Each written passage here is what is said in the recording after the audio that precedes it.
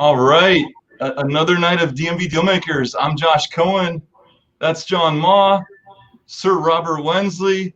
Tonight we're in the house with the eight-figure man himself, Mr. Raphael Vargas, who used to live in DC and escaped the swamps for the better life in Tampa, Florida.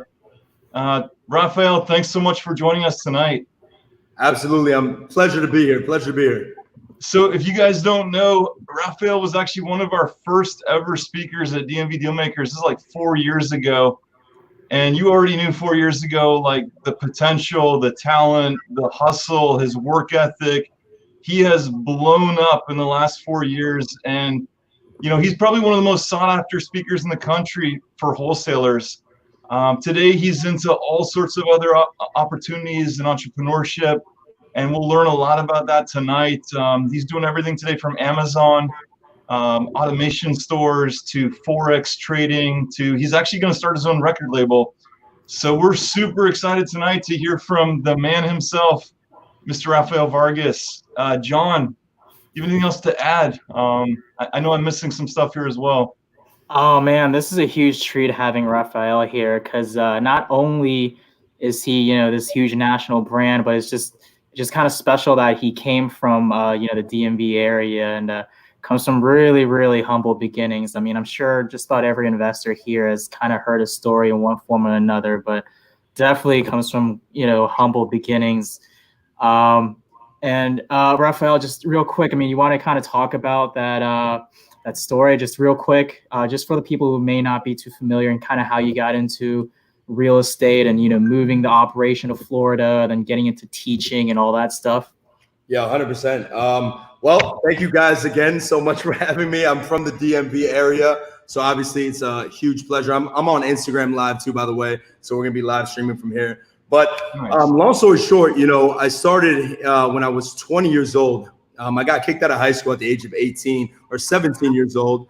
And, didn't really finish high school because I went to an alternative school with like 8 kids and they were all felons. And so, I used to take the public transportation every single day. It took me about 2.5 hours every single day to go from my house to my, my alternative school. And then, long story short, I graduated from there with a GED. And I just knew there was something bigger for me in life. And, I went through this traumatic experience where, almost got murdered and people were trying to murder me at that time. And I'm not going to go into that whole story. But I went through this traumatic experience that had me ask myself one very important question. And that question was pretty much, why am I here? Why am I alive? I'm not here just to survive. I'm here to thrive and really make a difference. And so when I started asking myself this question, why am I here? Why am I here alive? I started seeking, and I started seeking purpose. I started seeking God. And long story short, my spirituality led me to a place of, consistent seeking. And I was working a dead-end job. I was making $13 an hour. At that time, my father wasn't in my life. He left. I was watching my mother work 2 jobs, trying to go to school, support my mentally disabled brother. And, I was 20 years old at the time, and I was working this dead-end job at $13 an hour. And I'm like, there's more to life. And watching my mother stress, consistently working 2 jobs and trying to go to school. She wasn't sleeping some days. We used to have to neglect my mentally disabled brother at home, and he would just stay at home for 14, 16 hours a day. I used to make peanut butter sandwiches ready for him just so he can eat those while we were working, consistently. And I was pissed, to say the least. My girlfriend broke up with me at that time. I was just so pissed, and I was so mad that this was my life. I was so mad that this was my life. At the age of 20 years old, I wanted more. So I was desperate. This guy walks into my dental firm where I was working. I was making $12, $13 an hour. And this guy was spending $20,000 on his teeth. And I said, holy crap, what do you do? That's a lot of money. And he drove a 5 Series BMW, which I thought that was like the epitome of success. 5 Series BMW is like, that's what I wanted at 20 years old. I didn't know any bigger. And he said, I'll do real estate wholesaling. And I was so desperate. I said, dude, I will do absolutely anything if you just teach me what this real estate wholesaling thing is. And he said, you know what? Pay me $2,000 or $3,000. I forget how much, $2,000, $3,000. And, I'll teach you everything. And I didn't have that money. So I literally had music studio. And I remember going home to my house and saying, what am I going to do? You know, I don't have that money, but I have that money in equipment. And I had to make the decision to follow the profits over, you know, my passion, because at the time passion was music. And so, dude, I sold literally all my equipment, all of my Jordans and like anything that I had that was valuable to come up with that money. And I paid them. I went completely all in for my profits because I knew I wanted to become a millionaire, to retire my mother, take care of my brother, take care of my family. And long story short, I paid him and he disappeared. He didn't teach me anything. You know what I'm saying? Which is really unfortunate because, you know, I'm an educator. I taught a lot of people in 2019 how to become millionaires and financially free in real estate. I flipped over personally now over 1,000 properties in my career. I've trained some of the top people in real estate wholesaling at the moment. So I'm humbly, you know, in my position right now. But at the time, you know, I had nothing. And when he took everything from me, I learned the most important aspect about success, which is resourcefulness. And I went on YouTube and I just studied my ass off, man. And I studied and I studied, and I was an apprentice under multiple different real estate investors. And I got my ass kicked multiple times. And so long story short, you know, it took me 9 months to get my first deal. And I mean, I'm talking about, I had to completely shift my way of thinking. I used to memorize Tony Robbins scripts and recite them in front of mirrors day in, day out. I went 3 days without sleeping because I'm reading, you know, all these freaking books that you see right here. I'm in my penthouse in Tampa right now, you know, but all these books that I have right here that I've read consistently, 3 books every single week. I used to discipline myself, fasting multiple times, you know, for days at a time, working out, reading, YouTube, Tony Robbins, like all this stuff. And it took me 9 months to get my first deal, and it was through cold calling.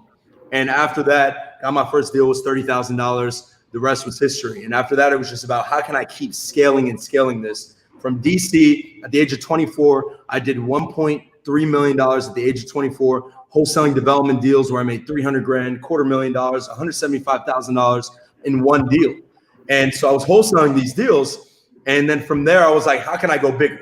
And so then I went into Tampa market, Atlanta, Philly, Baltimore, North Carolina, and we just started expanding after that. And so the rest is history, man. But, you know, glory be to God for all of this, because I feel like if I can do this as a knucklehead, like 20 years old, no high school education, just a whole lot of passion and discipline, I really feel like anybody can do this, man. Like anybody can get into real estate and become successful. So yeah, that's amazing. I'm always kind of curious. That guy that screwed you over, is he still wholesaling in this area? Like, what's the deal? You don't have to call him out or anything, but like, is he still around? Like, what's the deal with that? You know, man, he changed my life. I hope he's watching this. I really appreciate him. I appreciate him so much. You know, he actually called me, you know, when at the age of 24, you know, I made over $1 million, and I was a millionaire at 24. And, you know, he actually called me and he was like, dude, I just want to apologize for everything, you know, call me off a block number. And, you know, that's the one thing that I always see about success, bro. It's like, you know, it's like, that's why I have so much faith. It's like, I'm a long-term thinker. I think people think too short. Like if I was thinking short-term, I'm like, let me get vengeance on him. Let me get back at him. Instead, I said, you know what? I have favor and I have faith. I'm anointed by God. And I know that it might not be now, but I know 7 months, 7 years, 8 years down the line, God's going to take care of me. And God's not only going to teach me about thinking long-term, but he's also going to think and teach him and teach that guy never to do something like that again. And so that's why I became passionate about teaching. And that's what, you know, we won Inc. 5000 fastest growing companies in our education company last year in 2019, you know, so, you know, it's just exciting, man. You know, it's just crazy to see where God can take you. You know, if you just have a lot of faith and you move in boldness and action consistently, you know what I mean? Makes sense. So Raphael, like, what do you think was the big breakthrough moment in your wholesale business? I mean, I saw it like blow up in the last few years. Like, what do you think was the big difference there? That's a really great question. So the question is, you know, what was the big blow up? And the biggest blow up that got my wholesale company scaled up, you know, where we were doing initially, you know, 10, 15 deals a month, where then at one point we were doing, you know, 45 to 52 deals on a monthly basis. And the biggest change was expansion. You know, I think a lot of people in wholesaling, they were cool with just working in their backyard. And when I was making $1.2 million in DC in my backyard, I was happy. That was awesome. But I just, dude, I'm just a guy that's not comfortable. I want the next level. I want the next thing. You know what I mean? And so for me, the biggest blow up was when I scaled up and when I opened up Tampa. When I went from DC, I'm in the shower one day and I'm like, how do I scale my business up? I don't know about you guys. I get some of the best ideas in the shower. I don't know. It's just like, boom, it blows up at me in the shower. So I'm in the shower one day and I remember jumping out of the shower. I go to my business partner because he was my roommate at the time. And I get out, get ready to go to the office. I'm like, dude, we got to go into the Tampa market. I'm like, I got this vision. I got this idea. We got to go into the Tampa market. He said, why would we do that? We're making so much money in DC. Why would we do that? We're making over $1 million a year in DC. Let's keep going to DC. Nope. We opened up Tampa.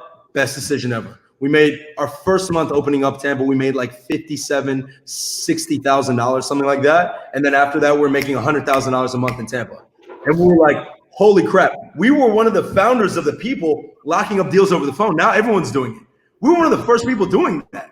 Like people came to our event and we were teaching this in 2014. You know what I mean? So long story short, when we went into Tampa, then I was like, what's the next market? Atlanta. Went to Atlanta, blew up. Let's go to Philly. And then we hired a data scientist to really drill down and say, what are the best markets that are predictable? What are the best real estate markets with ARVs, after repair values, under 300,000, between 200 to 300,000, where there's a lot of volume. And on top of that, where there's a lot of cookie cutter type properties, so it's easy to sell. So just found those markets because they're dime a dozen, and that's what took us to the next level. That's awesome. So Raphael, I work with a lot of wholesalers across the country. I run a platform called InvestorLift. We help wholesalers all over the country sell their deals faster, from shops that are doing $1 million in assignment fees, $2 million in assignment fees per month, down to like, now we've opened up for the beginners that are doing one deal. One of the things that I find interesting is like how quickly you grew. Like you went from like zero to what, like 1.2 million in your first year? 100%. Well, no. So so zero to my first year. It took me 9 months. I made $50,000 wholesaling my first year. 9 months made nothing. And then the last 3 months I made $50,000. The next year I made about $270,000 by myself wholesaling properties. And then I was like, I need to build a team. When I built the small team at that point, that was when we did $1.25 million. So it took about 3 years. Yeah, I see a lot of people like they're really trying to figure out the marketing in the first like year, right? And they're trying to figure out the sales, because you can't just come in and like know how to do marketing, know how to do sales. So like a lot of people, they get discouraged, they give up before they get that first deal, right? It seems like if you just keep on pushing through, you get that first deal, you get that first win under your sales, and it just keeps on building and building from there. 100%. And I think the biggest problem at my time was that nobody really scaled a massive wholesale organization. Now everyone's doing it, right? Everyone's got a big wholesale organization, but no one was really like scaled up to that degree. So I was making a lot of mistakes, and I had to pioneer through that.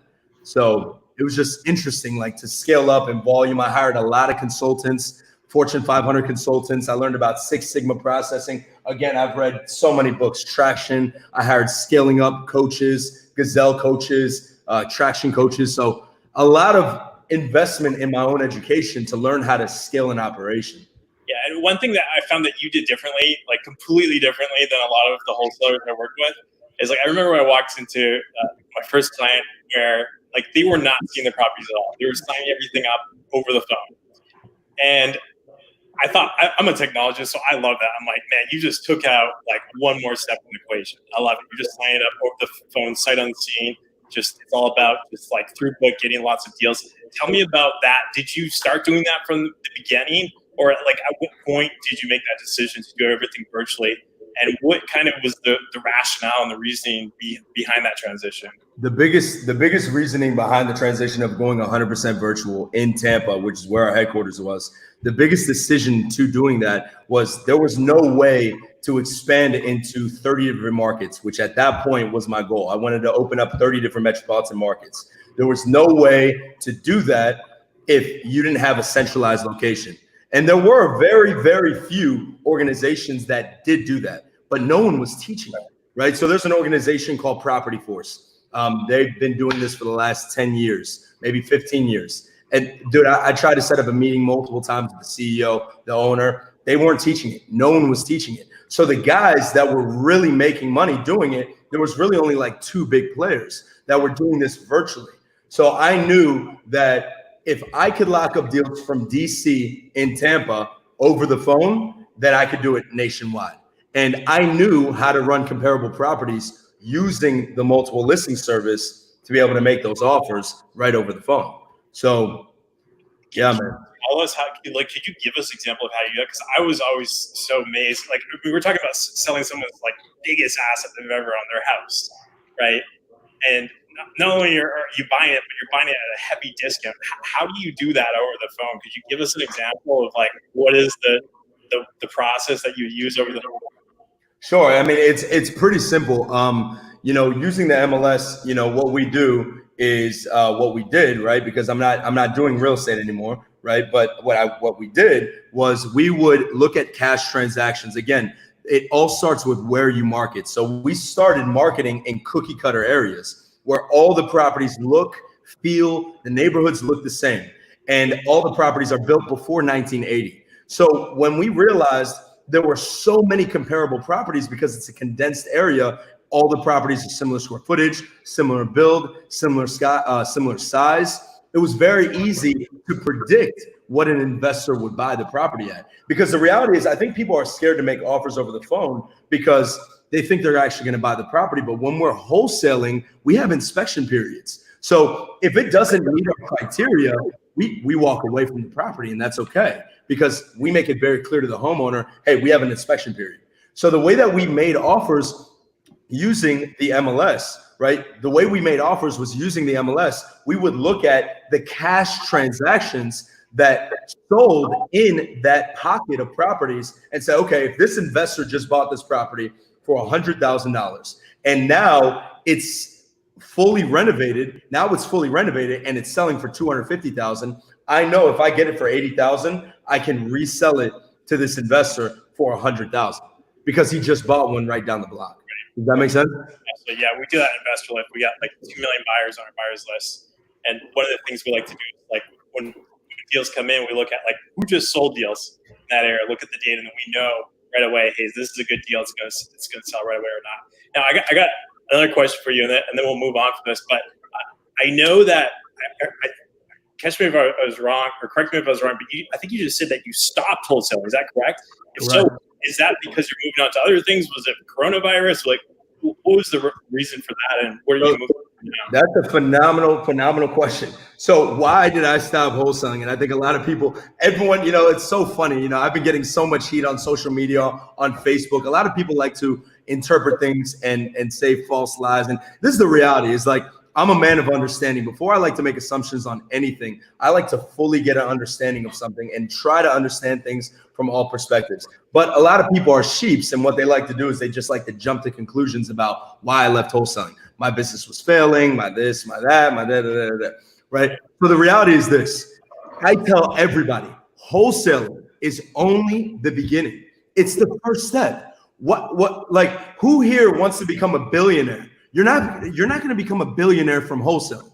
You're not even going to be worth, you know, $20 million from wholesaling. You're not going to do it. You know what I mean? Because it's just a hard business to scale. This is the reality. It's a hard business to scale. There's something called a cash conversion cycle. And what happens is you spend money on marketing. It takes you time to actually get that lead in. Then we have to get the contract. Then from the contract to the actual sale phase, another 10 days with the seller. Then to the actual close, our average deal size, our average time from contract to close was about 27 to 30 days. Mm-hmm. So then our average time from dollars out to close was like 47 days. Yeah, so I'm thinking, are there other businesses with faster cash conversion cycles? I mean, this is what I learned and I studied from some of the greatest business minds, cash conversion cycle, right? How fast, the faster you get your cash conversion cycle, the more profitable your business is, the more valuable your business is. On top of that, a wholesaling business. Can you sell a wholesaling business? It's strictly transactional. Dude, wholesaling is like the best thing to do when you're broke, alone, in your mom's basement. You ain't got nothing. No. It's an amazing business to stack up and make $1 million. And I made millions of dollars doing it. It's an amazing business. But guys, like, then what's the next level, right? Josh Cohen, what are you doing? Development. Now we're making bigger plays. You're making multi develop. You're doing developments now in single family, little small communities. That's the next level. That's the next step. So wholesaling gets your foot in the door. You get an understanding on real estate. You make money. Now let's go to the next step. What else? Multifamily, commercial investing. I own, over $13 million worth of assets right now, single family commercial assets, which now I'm selling a lot of them. But that's the next level. So I tell everybody, wholesaling is great. I love wholesaling, but it's the entry level to get you to the next step, which Josh and you guys already fully understand that. So me, even though I was doing wholesaling, I was always thinking, what's the next level? What's the next step? So that's the reason why, one of the big reasons why I got out of wholesaling. And another reason why is, now, I taught a lot of investors in 2019, which is incredible. But one of the main reasons I got out of wholesaling now is I was in Mexico, and this is what I do. I do a quarterly retreat, sometimes a biannually retreat, where I go spend time by myself. And what do? I read and I journal a lot. I journal and I read my Bible. And you know what I do? This is the spiritual side of me talking, right? I truly believe that, this is my belief, and you guys, obviously I respect everyone's belief here, but I truly believe there's one God, and that God has a purpose and plan for each one of our lives. And so because of that, why wouldn't I be tapping in with that eternal source, right? With God, why wouldn't I be tapping in with that? So what do? I spend my alone time in Tulum, Mexico. I'm in a beautiful place, secluded by myself. And 3 months in, I'm asking God, I'm like, God, what do I need to do? What's the next move, right? Because my education business, I did it for 2019. I transformed lives, undoubtedly. The people that came into my mastermind, their lives got transformed, and they really learned about a real business, because I've done over 1,000 deals, proven, HUDs. I have everything to prove it, right? I've really done it, right? So they learned what a real operation looks like. And then at the end of 2019, I made over $5.5 million with my education partners, and I let them manage all the finances. And nothing wrong against them. It's all love. We separated with love, and it's okay. But when the end of the year came and I said, hey, can I get a portion of that money? They said, there's no money. They mismanaged the finances. And that entire year, and this is what people think, that I ran away from my education coming in, I left everybody. The reality is that there was no money. And then they said, hey, we're hiring new coaches. We actually don't need you any longer. And actually, you're no longer associated with the brand. They took over my Facebook, everything. And that's okay. They're focused now on their thing. But the reality is that I spent an entire year and a half investing and changing other people's lives, and I didn't see a dollar out of that. And you know what? Spiritually, that changed me. It changed me to a next person. So when this happened, and when they said there's no money for you, unfortunately, we mismanaged finances. We don't have any money. By the way, we hired new coaches. So you're too expensive, Raphael. We can't keep doing this. You're going to have to go do something else. So this last year and a half you invested, you got nothing for it.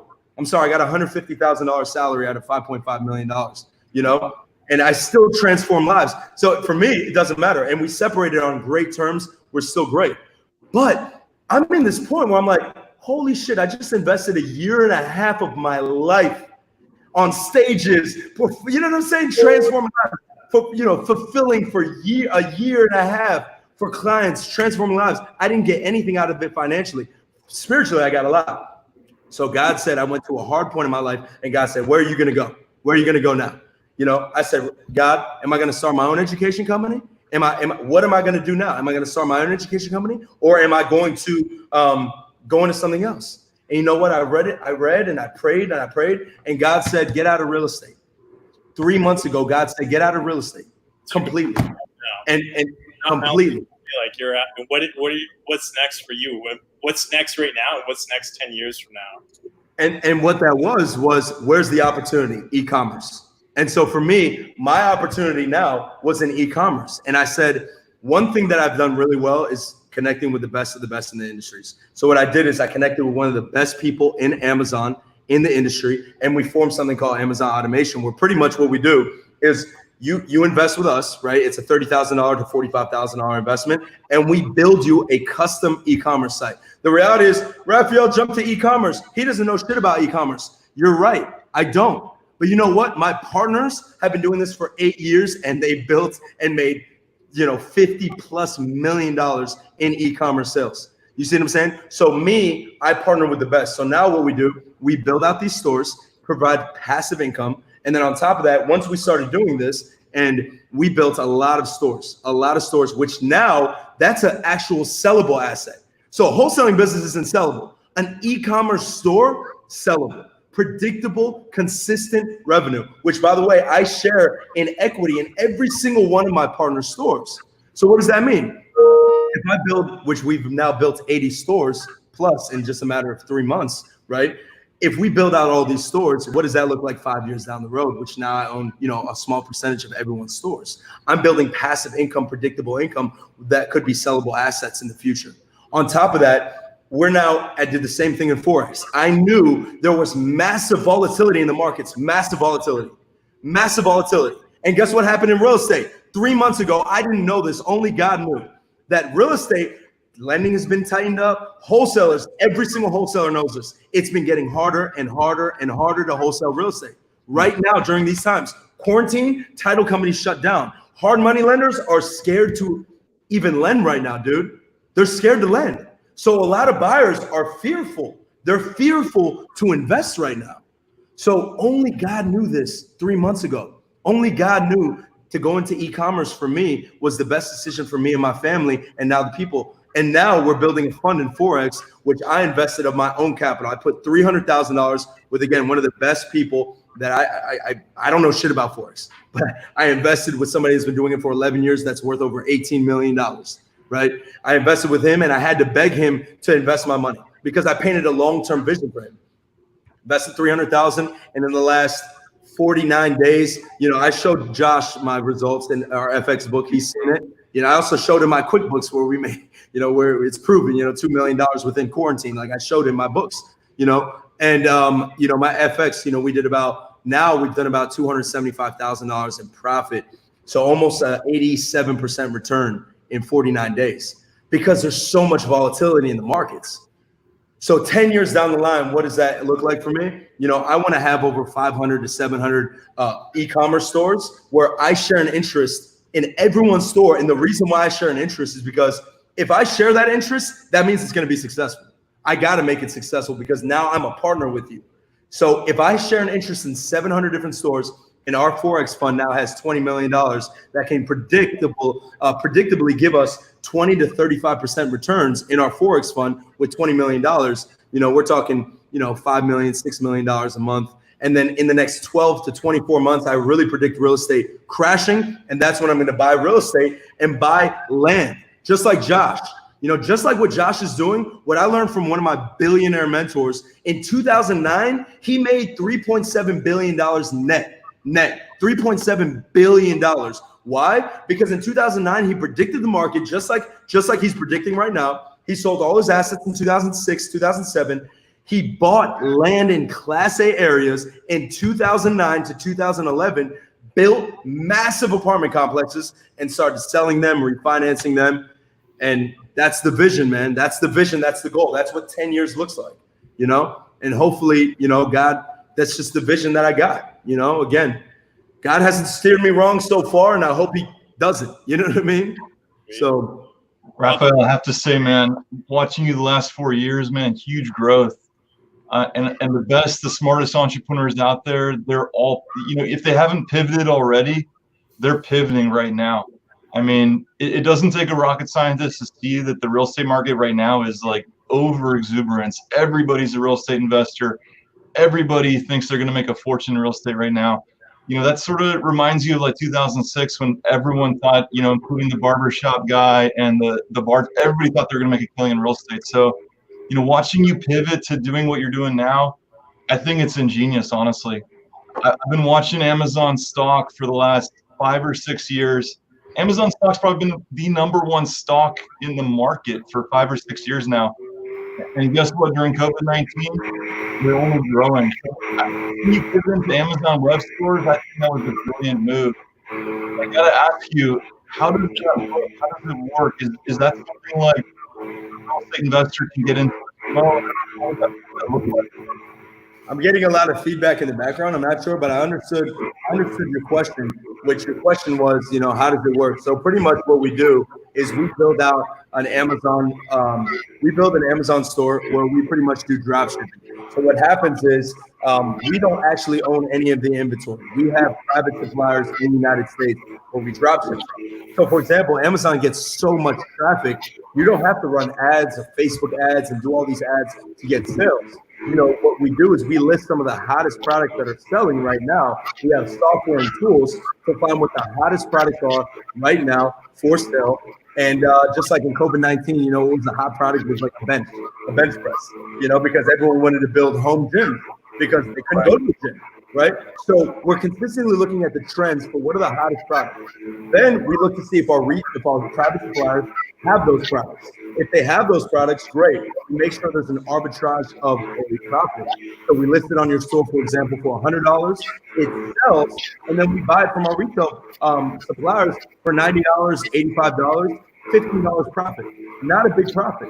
But if you look at our Amazon store is doing, you know, we have over 2,000 products. And so our Amazon store just last month did about $250,000 in gross sales, which the net on that was right around like 18-19%. So we net about $50,000. And the coolest part about this is that we train virtual assistants to do all of this. Our virtual assistants literally do everything. So you're not doing the work. We're not doing the work. We're managing our VAs, yes, but our passive investors that are buying these stores that we built for them, they buy the store. It's a one-time fee. There's no other fees, and then we get those passive results because our VAs are the ones working on it. So I'm hearing a lot of feedback too. I don't know who it's coming from. Yeah, I don't know where it's coming from either. Can you guys hear properly? Yeah, I can hear just fine. God, you might try muting your yeah, there it is. Like a fan or something. I don't know. Boom, I think it was John. Yep, there it disappeared. Again, It's coming from John. Can you guys hear properly now? Yeah, I hear it clear as day now. You might want to re-say a little bit of what you just said before because it was a little bit tough to hear. Yeah, so long story short, you know, we build a drop shipping store where we don't own any of the products. And what we do is we look for the hottest products selling on Amazon. We post it. We build out these stores for our clients. We post these products. We don't own the inventory. We only post products where we have the private supplier that can supply those products, right? So let's say, you know, the private supplier has them for $85, but they're selling on Amazon for $100. You guys would be surprised, but like literally, like products, people buy on Amazon just because it's Amazon. Like you'll see the same product listed on Amazon that's selling for $100 and it's listed in a whole nother website for like $80. Like it's crazy. People, it's just because it's Amazon and people find the convenience of Amazon. You know, they're okay paying a little bit more. So what we do is we list those products once they sell and we sell them in volume. At that point, we then purchase the product from our private suppliers and then ship it directly to the customer. So that's what drop shipping is. And so, you know, the goal is to get massive sales, right? So our store just last month, did $250,000 in gross sales, where our net margin on that was right around 19%. I think it was like 19%. It was like $52,000 in net profits. So that was completely hands-off and passive because we teach our VAs how to set up everything and build it. So all of our clients that we build stores for, they don't do any of the work. Our VAs that we're managing, they literally do everything. It's hands-off and it's just consistent, predictable revenue. So for your business. I wanted to make sure I heard this right. So you sell the products up front, and once you hit a certain threshold, you go and buy the products and fulfill the order. Is that correct? No, as soon as the product is actually purchased from a client from our Amazon seller store, at that point, we immediately buy the product and then ship it directly to the customer. But essentially, you've got your cash conversion cycle down to zero. That's exactly. That's exactly what made this so attractive. Was it like, were you looking for a business where you had a zero cash conversion cycle and like this one just was the one that made sense? Or that you looked at as well? What was kind of the thought process between going this route? Yes, and that is one of the biggest reasons. To be honest, you know, again, guy kind of just threw it in my lap, and I saw the value of, okay, I can build a store for a client and not only share in the profits with them in the long term. So I'm thinking long term with this business. You know, 5 years down the line, when I have, again, 700 stores, you know, if I get a percentage of everyone's stores, because Amazon only allows you to have one store per person. You know, you can't have multiple stores. Because you can only have one store, the way that I do this is I own a percentage of everyone's stores. And because I build it out and it's hands off for them, they're cool with that. Like, dude, take a percentage of my store. You're doing all the work, right? So we do all the work. I get a percentage of the stores, and me and my business partner, Dylan Baker, we get a percentage of the stores. So, dude, when we get 500 stores, I mean, we're talking $2 million, $3 million, 100% net passive, you know? And so, you know, it's super exciting, you know, and it takes time. I mean, it's not like it happens overnight. You know, to build an Amazon store, 3 months, you know, it takes, you got to get seasonality with Amazon. Then we can begin scaling your store up. And at that point, you know, the goal is to get your store to doing $100,000 in gross sales a month, where again, the net margins range between 7 to 15% net. Right? COVID-19 has really skyrocketed in the net margins, which is awesome. But the reality is it's between 7 to 15%. So our clients are super happy. They buy a store for $30,000, and in 4 months, they're making, you know, $3,000, $4,000 passively a month. And then it starts scaling and scaling and scaling. They get their investment back in sometimes less than 12 months. I'm like, where do you get that? You don't get it in real estate. You know what I'm saying? E-commerce, look at the top 10 billionaires on Forbes right now. 7 of them are e-commerce guys. Like, you know what I'm saying? I'm like, dude, there's something I'm missing here. You know what I mean? 7 of them are e-commerce guys. Wow.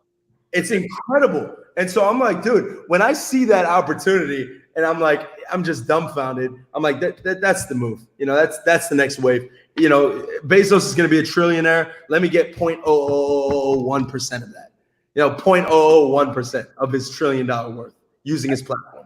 I think one thing you tapped into here too is like with e-commerce business like that, you can grow exponentially. It's really hard to grow real estate. You can't really grow exponentially. It's linear growth. It's like growing your team, hiring more people. You can only grow as fast as you can hire and train your team. Versus with e-commerce, you can hit that exponential growth curve. That's what I was like Ambassador left. After I left the first company I was working with, Express Home Buyers, I was working there. I left, and people were like, "Why don't you just start doing deals yourself?" I'm like, no, because then I'm stuck in this linear growth curve. Instead, I'll go build the tech for everyone else, give it to them, take a small cut of every single deal, tiny little cut that people don't even really notice of every deal sold on InvestFlip.com. And with that, it's funny. The first 6 months we sold like 36 million, and then like the next 6 months we sold over 100 million, and then the next year we'll do like $1 billion. You know, like once you hit that exponential growth curve, it's really amazing. But I think your advice to everyone is right. Like, you got to start somewhere. You got to get the cash to do that, right? You got and wholesaling is like one of the best ways to do that, because where else can you make $1 million like in a year, right? Nowhere. First of all, I just want to commend you for like thinking about this whole like model that you have. Brilliant, right? That's what Bezos does. He gets a small percentage of every sale. Hey, just give me my little cut. Right? That's all he's thinking. I just want a little cut. Just give me a little snippet of trillions of dollars. He's happy. You see what I'm saying? So I think what you thought about was absolutely brilliant. I commend you for that. And then 2, again, I back exactly what you said. Wholesaling is just like, where else can you start from nothing? You know, no high school education, in my mother's basement, you know, nothing, no knowledge about anything, and make $1 million from thin air. You take the contract, you flip the contract, you don't need any money. I was door knocking, getting free deals. You see what I'm saying? Express Home Buyers, Brad Chandler, dude, he changed my life, you know, because he gave me my first deal. He gave me a whole list, and he's just like, these are shitty leads, call them. And I'm like, okay, I don't know any better. I'm freaking calling shitty leads all day. First deal, closed, 30 grand. You see what I'm saying? Which I gave him his cut. He can't say I didn't, because I gave him his cut. One you say a little cut, but that's up. He got his cut. But no, I mean, it's wholesaling is just an incredible first move. And then it's like, but again, it's a stepping stone. What's the next move? You know? So very exciting. We got to back up for a minute. So if someone like myself or John or Robert opened a web store, so you're saying the investment's like 30, 40 grand, and then how much could you make on that a month, roughly? Someone who's just starting out. So for Amazon, is that what you mean? Yeah, for Amazon, like what type of time commitment would it be? So time commitment is almost zero. In the beginning, there's a setup time, and we have a full-time onboarding specialist that helps you set it up. Very simple, but we pretty much do all the setup for all of our clients. So it's very simple. You just have to fill out an Excel sheet. It's a $30,000 one-time investment. So after that investment, we get to work. If you get a brand new store, it takes 3 months to get seasonality and what's called like a buy box with Amazon, where now, 85 in the beginning, only 15% of your listings are shown to Amazon because they want to make sure that you can actually fulfill on the orders. And then after 3 months, Amazon says, okay, we're going to open you up to the floodgates. At that point, you can add a lot of listings, a lot more products, and that's when you can begin really scaling your sales. So the first 3 months, super slow. This is a long-term game, right? So first 3 months, super slow. You're going to get a few $1,000s in gross sales, maybe $10,000 to $20,000 in gross sales, and you net maybe $1,500, $3,000 your first 3 months. Then after that, we can begin really scaling your store, getting to $30,000, $50,000, $100,000 a month.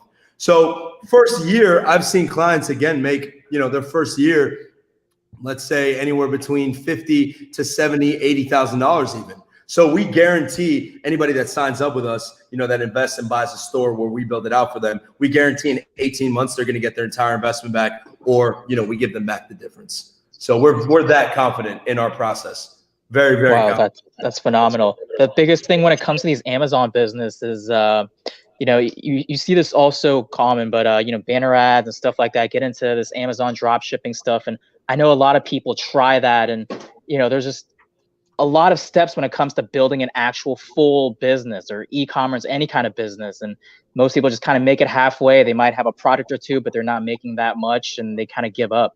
What you're providing here is a full package that anyone can just kind of hop on here, which, in my opinion, that kind of solves a lot of people's problems here. Because, a lot of people out there, they kind of have this day job where they want to get out and they look into e-commerce, they look into this, look into that. And right here, you're providing the solution right here. Other than this Amazon stuff, what else do you see as a good opportunity for, say, a young entrepreneur that has that hustle? Or maybe this is it. Maybe this is like the thing, right? So whatever your opinion is. Again, dude, like I tell everybody, if you're a young entrepreneur and you really don't have any money to invest, if you don't have money to invest, and this is the reason why I'm kind of on the next stage of my entrepreneurship, because, I have, glory be to God, I have millions of dollars to invest in the right opportunities, and again, it was just 8 years of long-term consistency, falling in my face, losing. But, if you really don't have any money as a hustler, like drop shipping is a great method. You can learn to do it and you can do all the work yourself. We do the work for you in our business, but if you're a hustler and you have the credit, do drop shipping yourself. It's an amazing, amazing business model. So that's a great opportunity if you do it yourself. There's a lot of management behind it, a lot of moving pieces, but people can do it themselves. The other one, again, like I tell everybody, wholesaling, amazing. Also talked about this very soon, loan modifications. If you look at the default rates in America, right? If you look at what's happening right now, the default rates, a third of Americans in April didn't pay their rent. You see what I'm saying? Didn't pay their rent. And so many, I forget what the number was about the mortgage defaults. And obviously the government's trying to do some forbearance and put loans on the back end and modify, but I just don't think they're going to have enough support to be able to really do that. Loan modifications in 2009 with foreclosure rates in 2009, loan modification companies came out of the woodworks. And what they were doing was helping people modify their loans. So when you were foreclosed or about to go into foreclosure because you had $7,000, $8,000 now that you have to pay the mortgage company if they're going to foreclose on you, and you're like, hey, I don't have $8,000, but I have, $1,500, $2,000. I would hire a loan modification company, pay them $1,500, and then what they would do is take that $8,000 and put it on the back end. So guess what we're doing? So we're saving people to stay in their homes. So if you learn about the loan modification business, and again, this is why I love businesses. Like I like being a fish in a big pond, right? What's a big pond? The foreclosure rate's about to skyrocket. That's a massive pond. When that happens and the default rate happens, that's a massive pond that people are going to be able to capitalize on. How are we going to capitalize on it, right? No one's teaching. Like you said, before we got on this call, John, you're like, where do I learn information about loan modification?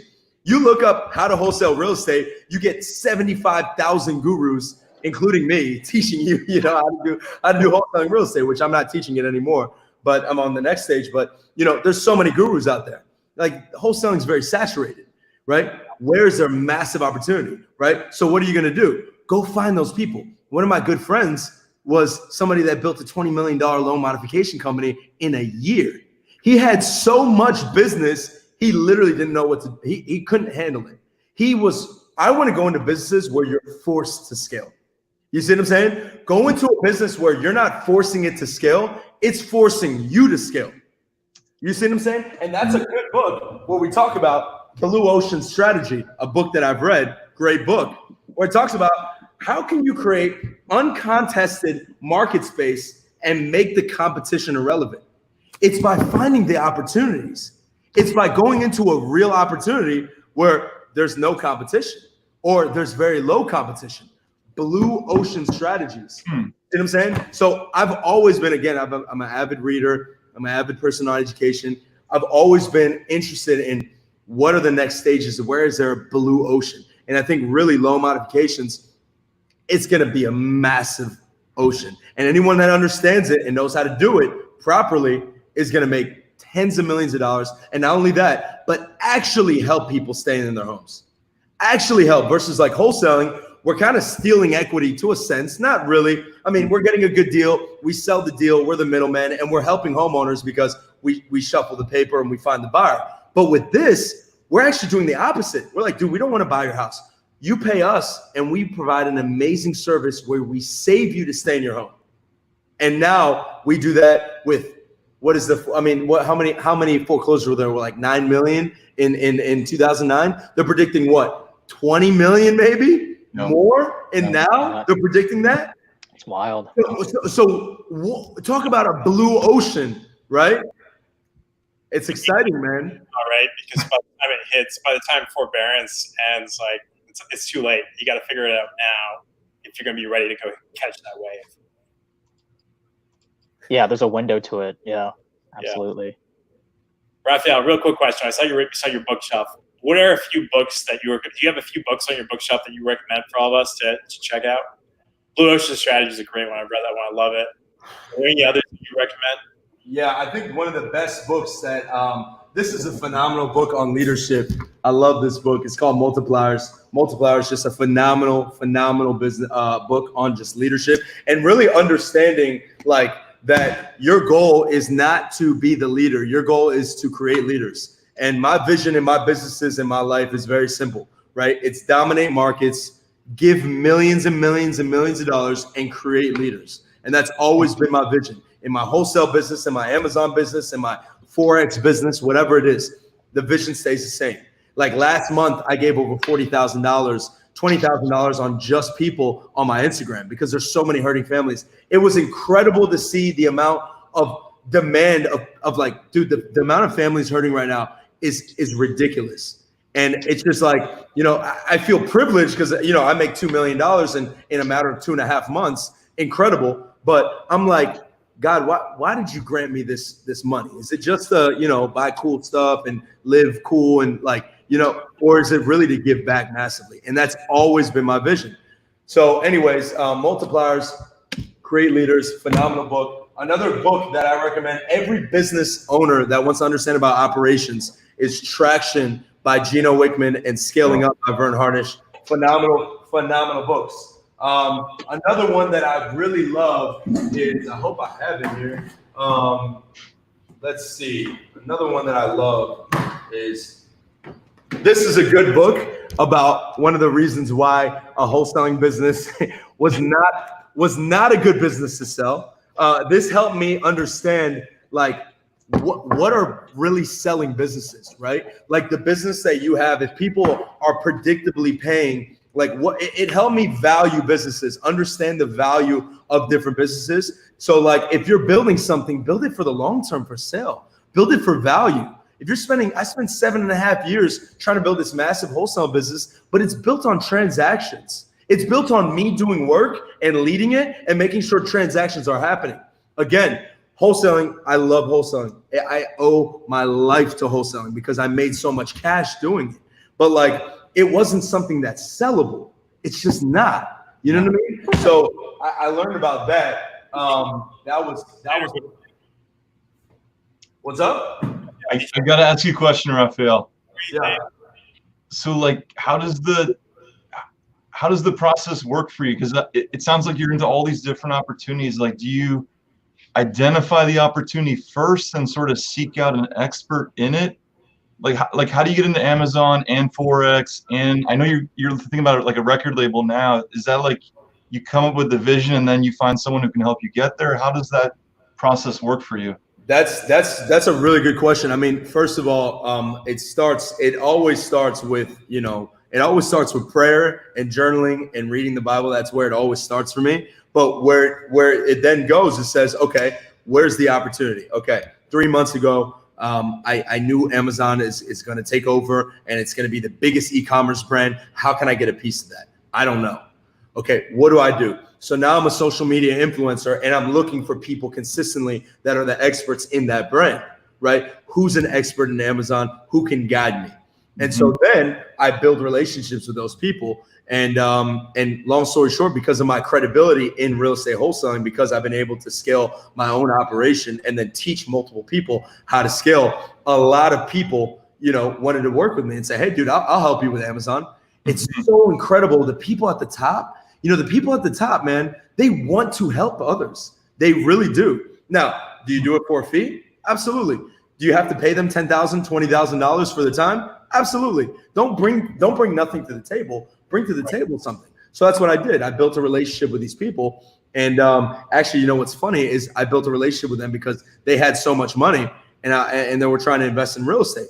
And I'm like, yeah, I'll help you. I got this little development thing going, invest, 500,000. He's like, okay, yeah, I made like $8 million, this month. And I don't know what to do with it. I'm like, what the hell do you do? Amazon. And that's what opened up my mind. So long story short, I did that. So it was first looking at the opportunity and then finding the experts in it. Who are the experts? And the one thing that I learned at a young age is that, I think the reason why I'm successful is because a lot of people like to pout their chest. I know this, I know that. I'm so proud about everything I don't know. And like, I'm so proud about it. People are saying, oh, you don't know shit about e-commerce. You're right. Oh, Raph, you don't know shit about Forex. You're right. I don't know nothing. I don't know anything. But the one thing that I'm really good at is connecting with the people that are freaking experts at that and partnering with these people and finding an opportunity where it's a profitable partnership, not only for me, but for them as well. And so that's what I did. And I think they say the true mark of intelligence is like, I forget how they say, it's like the true mark of intelligence is by understanding that you don't understand. You know what I mean? It's like the higher level of intelligence you have is the person that questions everything. You know what I mean? Because I always questioned everything. Because I was always taught at a young age, you're stupid, you don't know anything, you smell like tuna fish. I used to eat tuna fish every day as an elementary kid. Everyone used to make fun of me. You're dumb, you're short, you're ugly. So I'm this kid that's just like, like screwed by the world. The world makes me feel invaluable. So I'm like, dang, maybe I don't know anything. So now I question everything. And glory be to God for all that. Because of that mindset, it transitioned into a man of like, I want to understand things before I assume. Because everyone just wants to get into things and assume and make assumptions and just jump right into knowing things. Me, I don't know. I want to learn. I want to develop. I want to read. I want to build this up before I go into things. You see what I'm saying? Yeah. And the biggest thing that I learned also was like, dude, get some balls. Like, you know what I'm saying? When it was time to invest in Forex, here's 300 grand. Let's go.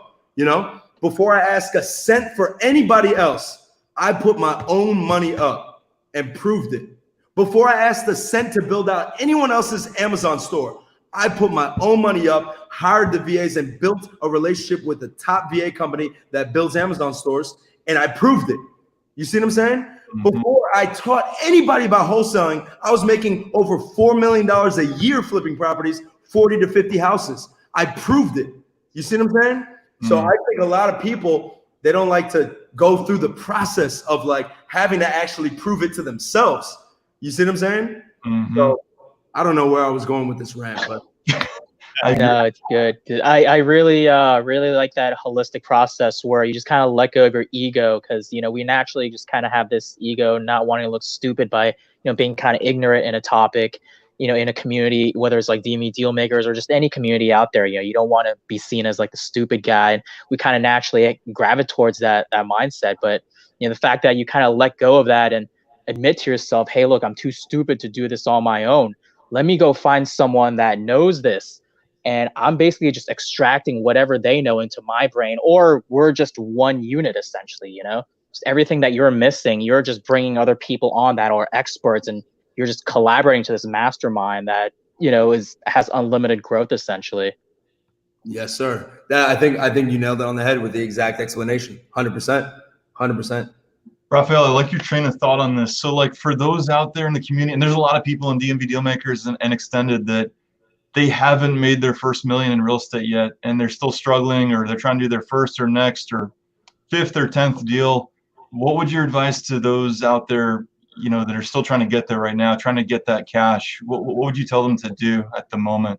That's a great question. I think the biggest thing right now is it has completely shifted from, in the real estate market, it's shifted from a seller's market to now a buyer's market. And I think what every wholesaler needs to be doing right now is understanding, where are the buyers? There's still buyers out there. I'm not saying there's not, because there's 100% there are. Now a lot of buyers have dried up, but there are buyers out there. So what you really have to do is dial in completely on your buyers list, understand exactly who your buyers are, understand who they are and what they're looking for, and reverse engineering. Before, you would get a property anywhere in Atlanta, Philly, and like buyers are all over it.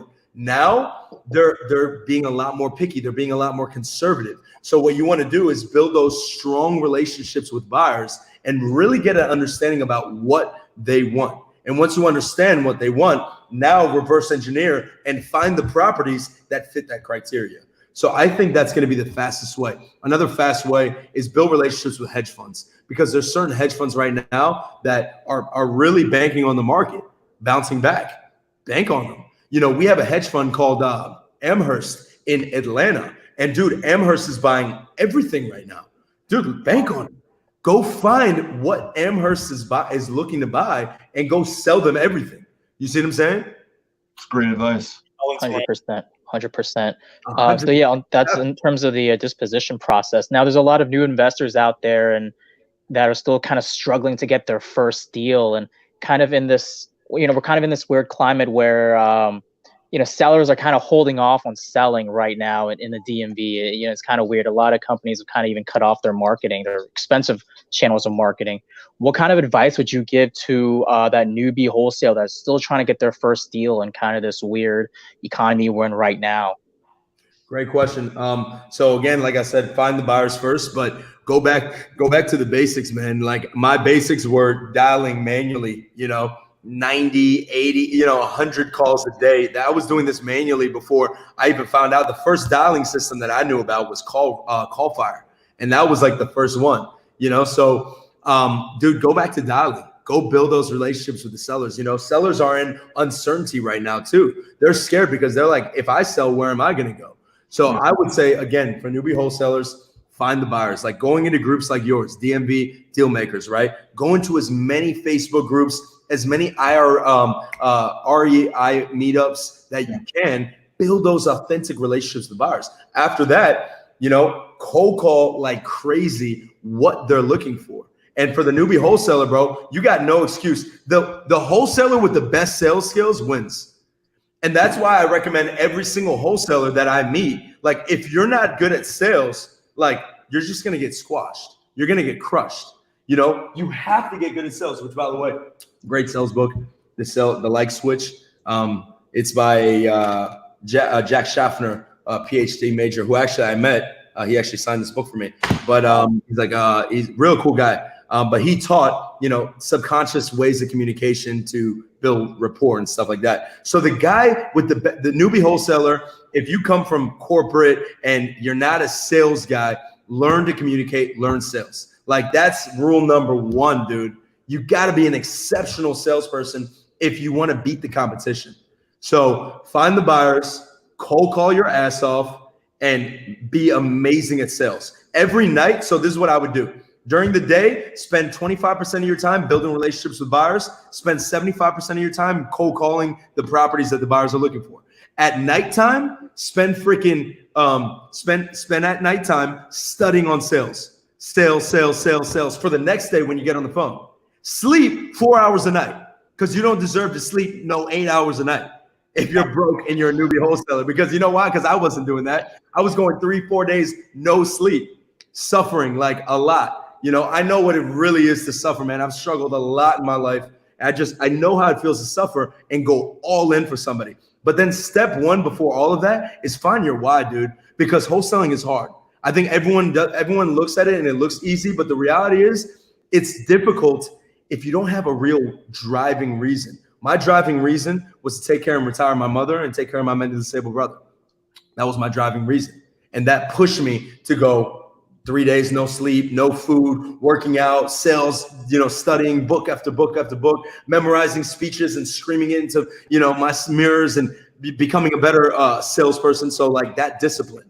So like you got to start with the why and then do exactly what I told you, study sales, find the buyers, cold call all day, every day. Phenomenal. 100%.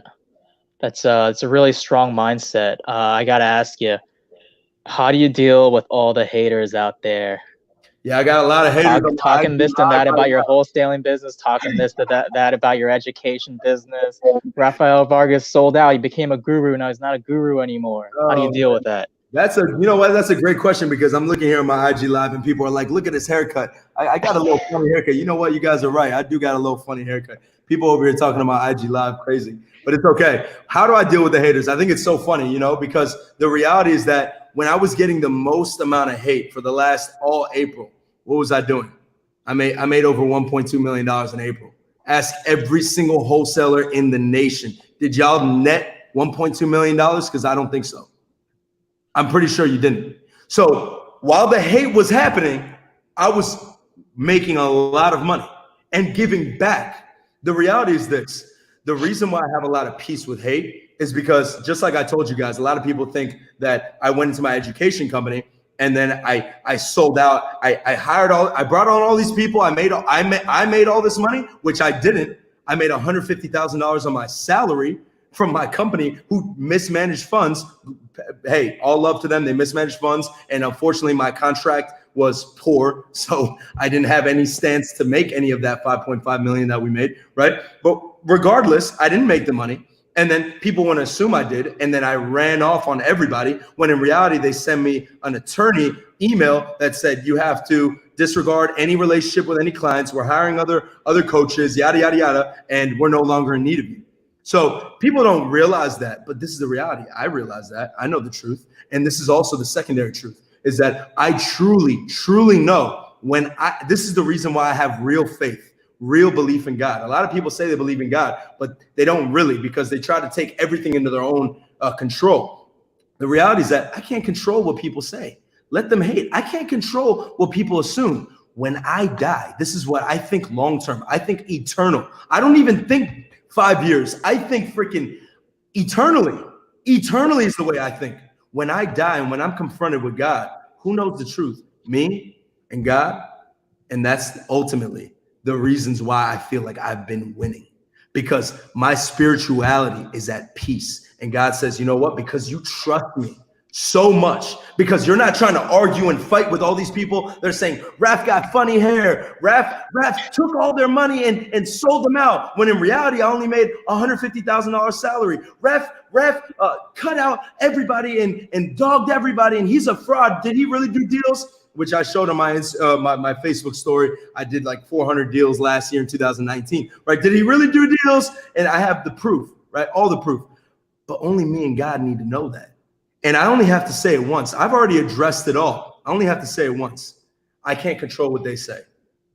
I can control my own income. And that's what I did in April. And guess what? When all of them don't want to listen to God and they'd rather spend time being negative and hating, I'd rather spend time giving back my wealth to people that need it and being positive. And that's the representation of a real leader. And that's why I see some leaders that are educators and gurus, and what they're doing, they're talking about me subconsciously. They're talking about me all day, negative. Raph is this, Raph is that, and they're not saying my name, but they love to talk about me without saying my name. Okay, but the reality is, while that's the leadership that's happening, I want to represent as a different leader. I want to represent as a leader with love, with positivity, and massive results. So when I buy my jet at the end of this year, I'm wondering whether these people are going to come back and say, hey, Raph, what's up, buddy? Hey, man, remember me? Remember me? And you know what I'm going to do? I'm going to forgive, and I'm going to show love. And God is ultimately going to teach them. I don't have to teach them. You see what I'm saying? So glory be to God for all of that, man. God knows the wealth that we're putting up right now, and I'm just the results, and I'm grateful to him at the end of the day. So Raphael, I know you're probably seeking out the smartest minds on this. When do you think we'll see you back in the real estate game? When will we see you doing like loan modification businesses? I think loan modification is going to be massive in the next 2 to 3 months. 4 months roughly. So I'll be in the loan modification business at that time. And in real estate specifically, I'm going to go straight into massive amounts of development, purchasing Class A land. And, we've raised over $2.6 million for our fund in Forex. Once we produce massive amounts of results for them, the sky's going to be the limit, and we're going to be investing a lot of more investor capital into multiple different assets, Class A land. Because what happens when there's a recession is there's still performing assets that get foreclosed on. But what does the bank want to liquidate first? Non-performing assets. And guess what they're liquidating them for? 20 cents on the dollar, 30 cents on the dollar. We're talking Class A commercial developable, commercial grade land that you can build 200, 400 units on. So I think that's going to happen with banks in the next 12 to 24 months. And so I'll be entering, commercial development during that time. And I'll go back into commercial real estate development in the next 12 to 24 months, God willing, So I think loan modifications the next 3-4 months, and developing in the next 12, 24 months. Gotcha. Because you think the prices are going to go down, or if loan modifications start now, I guess prices will slowly trickle down. Yes, I do believe prices are going to go down. And like my mentor said, he said buying land in 2009 was like shooting fish in a barrel with a shotgun. And he said you could buy the best land, because what happens is a lot of developers, they lose their ass. In 2018, they start a project, and now that prices, demand has gone down and price points go down. They lose these land pieces, or they lose this land, and then the banks foreclose on it. And now the banks need to liquidate it, but developers are scared, so no one's buying. So the competition, again, what do we talk about? Blue ocean strategy, competition down, right? Competition is down, and there's a massive supply. So what we're going to do is buy that supply from banks. Are you seeing already like higher foreclosure rates in certain areas of the country, like currently? I don't think it's happened yet, because there's been a lot of government programs to prevent that, and a lot of forbearance. So, but I do believe it will happen. Average American, I think about 30% or 27. I forget what the amount was, but like 27% of America only has in their savings enough for one mortgage payment. So when you don't make that income, how are you going to make that mortgage payment? And that $1,200 stimulus check, am I feeding my kids, or am I making my mortgage payment? What am I doing? And I think everyone knows what they're doing. So it's really interesting to see how the government's going to play it out. But what I learned from Sam Wells, one of the best real estate developers and the largest real estate developers in the world, right? What is he doing? He said in an interview, hey, man, I'm just sitting back and watching, just taking a look. And something that I learned from my Forex trader, who's worth over $18 million as well. He told me the first buyers get killed. The guys that come into the first place, boom, they get killed. Just sit back, be patient.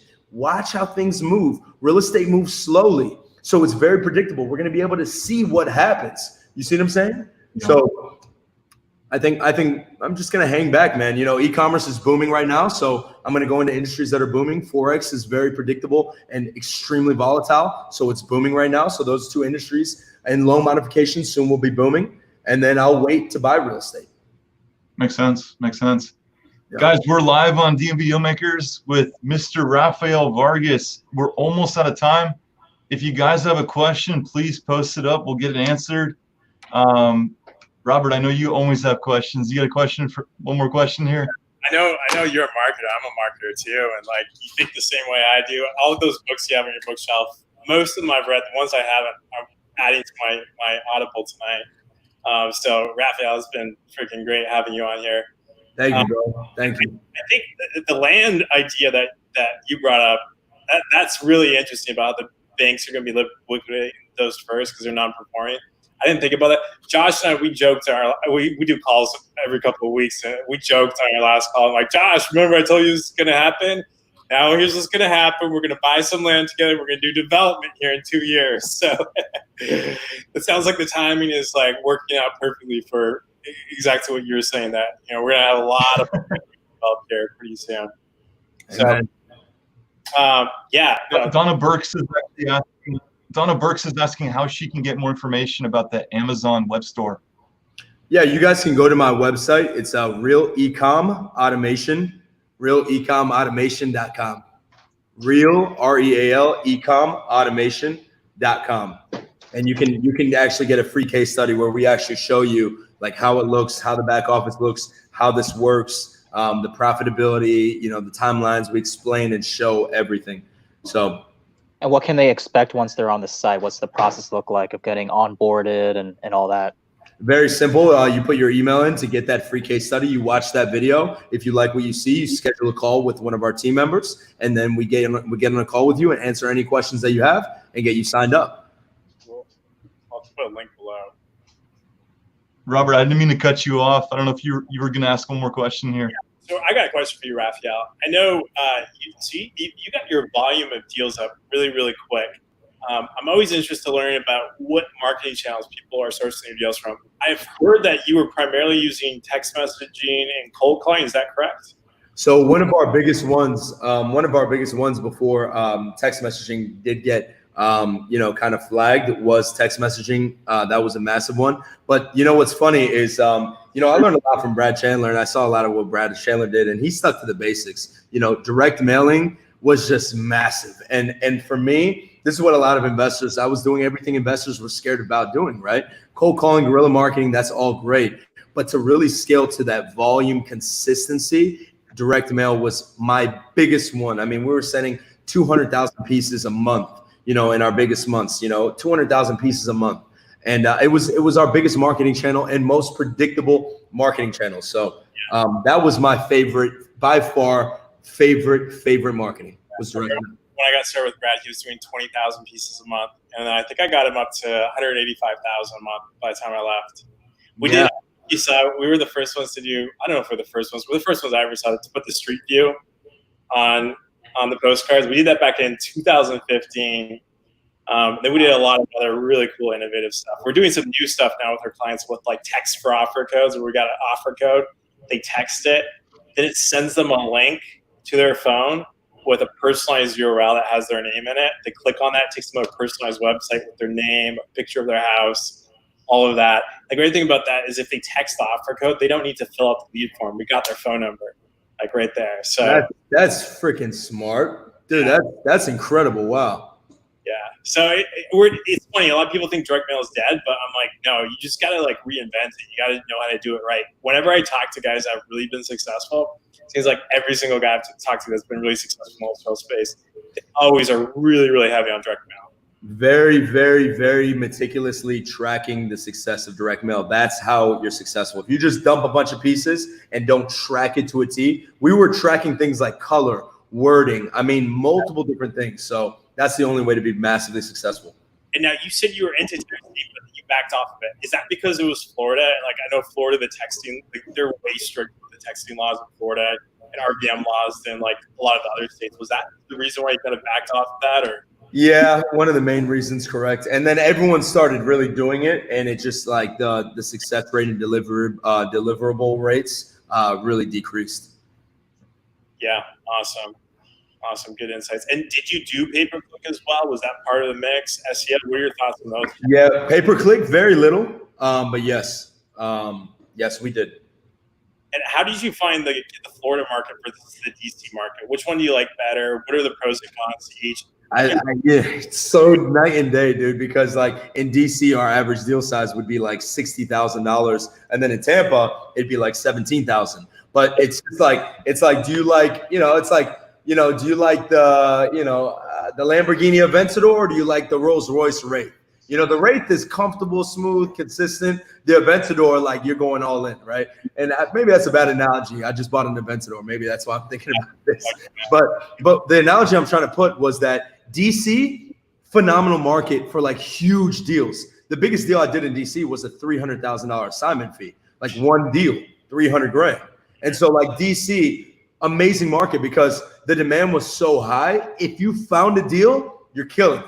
You're making a huge profit. The hardest part about DC was the consistency.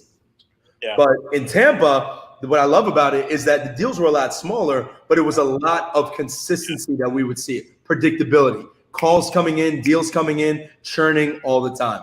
So night and day, but I love both of them. I think you need to have both in your business. Yeah.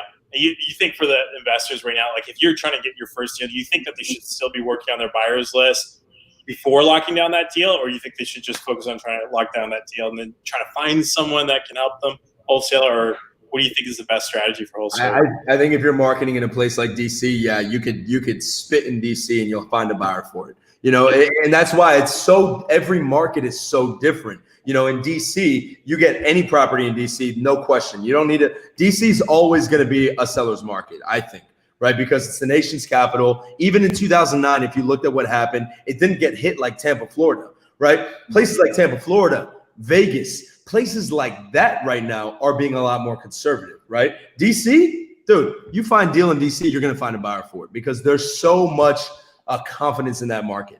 You know what I mean? Same thing with Texas, some areas in Texas, right? There's a lot of confidence in that market as well. Yeah. By the way, one thing we announced on here 2 weeks ago, I was on 2 weeks ago. I know not everyone's watching this now, watched that before. Investorlift.com, we got like 2 million buyers. We used to charge $10,000 a month for access to that. We just opened it up for free because with coronavirus and everything, there's so many wholesalers that are struggling to find buyers, trying to move deals. We want to keep the industry healthy, moving along. So if you weren't here 2 weeks ago, check out investorlift.com. If you have a deal, post it on there. If the numbers make sense, we'll forward it onto our buyers list. No cost at all. I'm just going to help out the industry here and everyone move their deals faster. Same thing with Raphael. If you know guys that need buyers lists, need to move the deals, like definitely send them our way and we'll help them all. Amazing. I love the service. Amazing. Raphael, it's always great having you on. Having the brightest minds in the entrepreneur world speaking on DMV Dealmakers, it's always been great. Awesome stuff tonight. Can you give our viewers your final thoughts? You've already given them so much, but what are your final thoughts in the months and even couple years ahead? I think the final thoughts are, one, the biggest thing for me, and this is what I always leave with final thoughts, is like find your purpose. Find your purpose, understand why you were born. I truly believe, John Maxwell says this all the time, the 2 best days you will ever have in your life is the day you were born and the day you find out why you were born.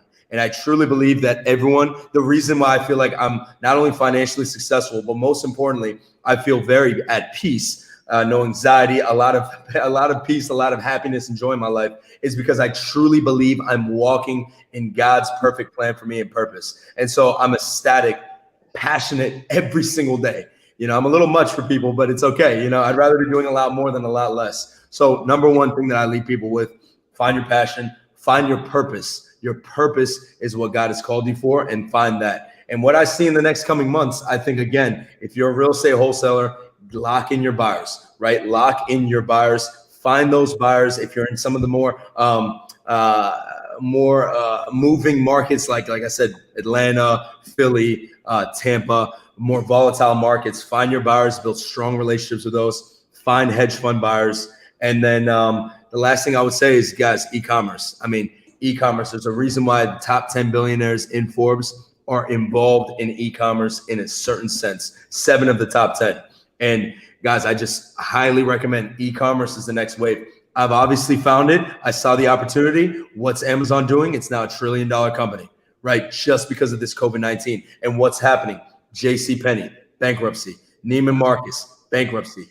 Retail is dying. Amazon, Walmart, what did Facebook do? One of the smartest companies. They said, hey, I need to get on this e-commerce thing. They just opened up an e-commerce site in e-commerce division in Facebook. Guys, the biggest companies and the smartest minds in the world are finding it. Get into it. And then another thing I would just say in the next 12 months, you know, if you have cash, there's two things I would be doing right now. Again, e-commerce. If you have cash, investing in foreign exchange, the markets are so predictable and volatile. And if you have the right trader trading your funds for you, which is what I'm doing, we're making a lot of money doing it. It's phenomenal. The returns are incredible. Guys, pray for times like this. And then the last thing I would say is the next 12 to 24 months, save your money because real estate will be at a discount. I truly believe that. Wow, that's phenomenal.